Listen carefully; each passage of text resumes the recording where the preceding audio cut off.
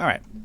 Another trick, and this one is going to be a bit more involved, is to help you understand the input of the textures.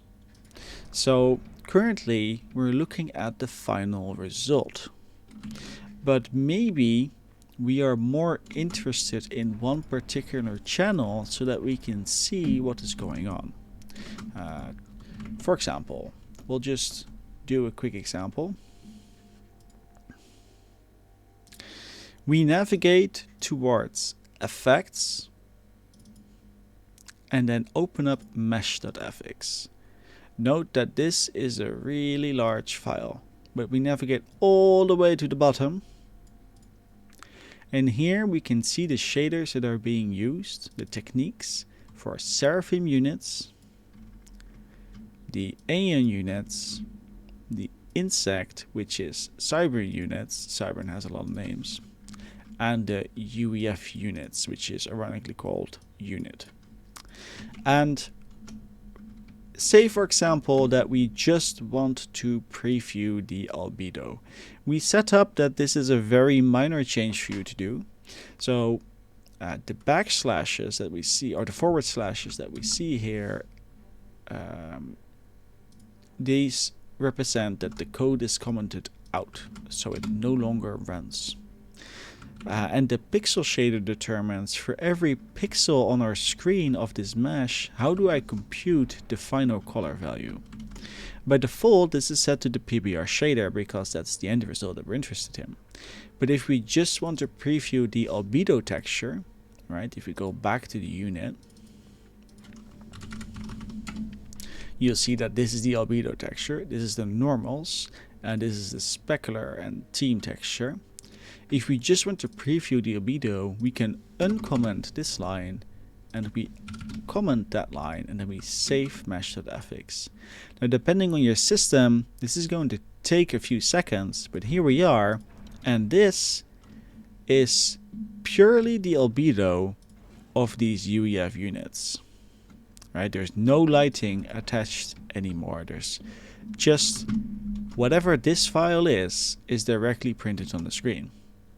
And we can do something similar with all the other inputs. Say, for example, this normals preview PS, which represents the normals, the direction the surface is facing. We hit save, the game reloads. There we go. And this looks pretty weird at first, especially if you're not used to looking at normals. And in another video, I'll dive into what these colors actually mean and why this helps you identify issues in the model. For example, this is what you would want to have, and this is what we really have. But that's for the normals, and the last one is for the spec preview. And this is the combined spec preview, but every channel of the spec preview has a different property. They're not really linked with each other. So we can, for example, inspect just the green channel, which would be this. And it looks white in game, but that's because it's grayed out, right? So the channel is copied across the RGB value. But this is the green value of the green channel, and this would be the red value. And here you can clearly see that we already tried to improve this particular unit, and that the rest of the units really need a touch or two on how that channel should be used in practice. Alright, but that is how you can work with the shaders to help debug the game.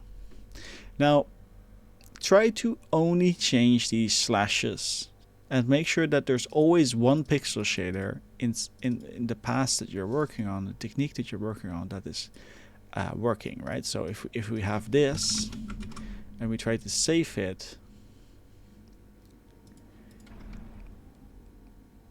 I'm not sure what this is, what we're looking at.